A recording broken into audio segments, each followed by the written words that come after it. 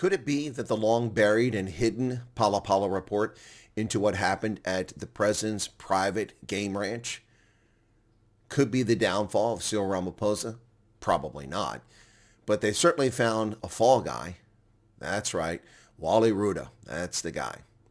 Now, this is the guy famously back in 2023 when these clown car show of African heads of states went to Ukraine pretending to try to negotiate a peace agreement. Remember that? And they flew into Europe without aircraft clearance, without overflight clearance, without informing the countries they're going to that they brought an army with them. Yes, 100 personnel with crew-served weapons, none of which were declared to the Polish authorities. And in response, when they were prevented from exiting the airfield, this is what Wally Rhoode had to say. They are delaying us. They are putting the life of our president in jeopardy because we could have been in Kiev this afternoon already. And this is what they're doing.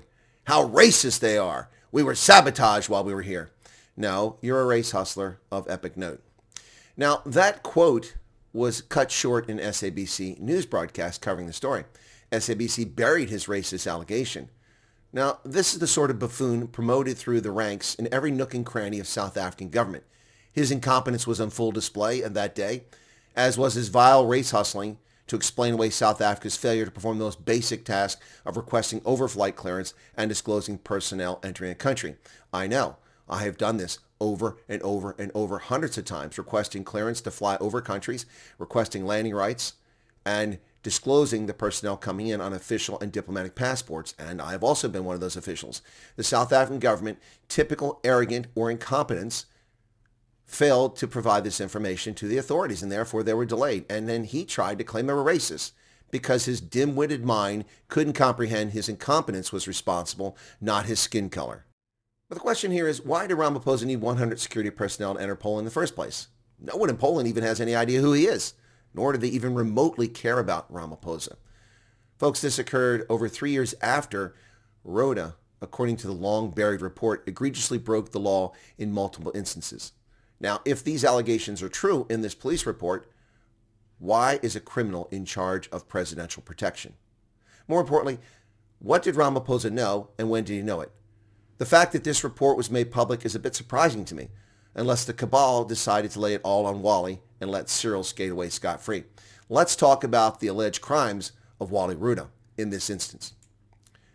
Rhoode and another officer from the Presidential Protection Unit, Constable Huleni Rakoto, should be facing disciplinary charges or criminal charges for the following acts: concealing the housebreaking and theft at Ramaphosa's farm, using state resources to investigate the president's private business, which was in an attempt to track and bring back the president's money without registering a case, kidnapping suspects and interrogating them. These are serious charges. This was never disclosed in a police report.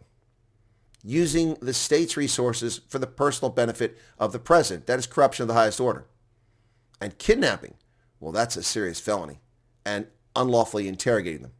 Further, Rhoode apparently crossed the Namibian border illegally. And he's accused of not reporting the offenses in terms of the South African Police Service Act, which is what I've been saying all along. And finally, here's a nugget we didn't know about, and I never claimed. He's accused of bribing suspects to conceal what took place at Phala Phala, as well as the unlawful apprehension of suspects. Now, all of these allegations are things that I've brought to light, that even the media has brought to light over the past several years, and I've stuck by this based on the evidence available. And now, after covering it up for over 2 years, because of a public request for release of information, similar to the Freedom of Information Act here in America, we now know what's happened. We now know that no action has been taken against this clown. No criminal charges are filed, yet he broke the law repeatedly. But Rhoode is not the only culprit in this. Why were $580,000 in U.S. currency smuggled into South Africa, buried in furniture at the Phala Phala game ranch? Not only is this criminal act incompetent, but it's foolish. Why not simply put the money in the bank? A paper trail. It's illicit funds. Now we know the answer. We shouldn't have asked the question. Phala Phala. What a mess. Will this be Cyril's downfall? Not in South Africa.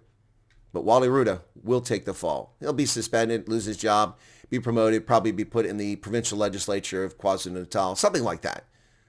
But they were obliged, and I told you this from the very beginning. I looked at the report that SAPS puts out every year and the one that covers the VIP protection service. That report was matter of public, released. They didn't know that people were going to find out about Phala Phala. And in that report, not a single instance, if I recall, 41 or 43 protection unit guarded residences and properties, like the president, the deputy president, and so on, that they're responsible for. And not a single incident of theft, home invasion, breaking and entering, no criminal acts occurred on any of those properties according to the SAP's protection unit's own report. In other words, that's fraud. They lied. There clearly was an incident in 2020. Ladies and gentlemen, do we need to look any further? When will South Africa's parliament take action against its sitting president? That question is one we all know an answer to. Meanwhile, in the United States, 5 lawsuits into financing terrorist organizations for the murder and maiming of American citizens and American soldiers are running their course against MTN and its former chairman, Cyril Ramaphosa. What say you folks? The rot stinks, does it not? Cheers.